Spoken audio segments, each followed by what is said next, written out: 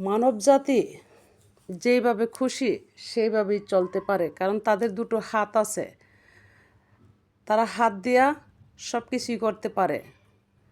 কিন্তু যারা বনের পশু তারা কিন্তু চাইলে যা খুশি তা করতে পারে না, কেননা তাদের শুধু দুটা উড়ার পাকা আছে, দুটা পা আছে, মুখ দিয়ে আহার করে। তো তাদের কিন্তু পুরাটাই সবটাই আল্লাহর উপরে ভরসা দিয়ে তারা চলে। যখন তারা আকাশপথে উড়ে তারা কিন্তু আল্লাহর উপরে ভরসা রেখেই উড়ে। আর সৃষ্টি কিন্তু আল্লাহরই সমস্ত কিছুই মালিকই আল্লাহ। তবুও সৃষ্টির সেরা মানব জাতি, কিন্তু আমরা মানব জাতি হইয়া যেই ধরনের কথাবার্তা বা পথ চলতে পারি, বনের পশুরা চলতে পারে না।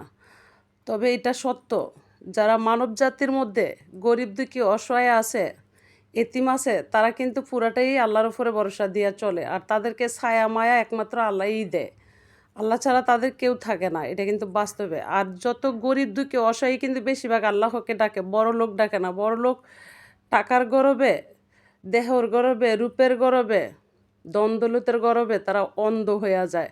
তারা নিজের হায়াতটাও আল্লাহর কাছে মনে হয় চায় না। তো দেখবেন, আমি কিছু কিছু বিষয়ে সমালোচনা করতে চাই না, বিশ্লেষণ করতে চাই না।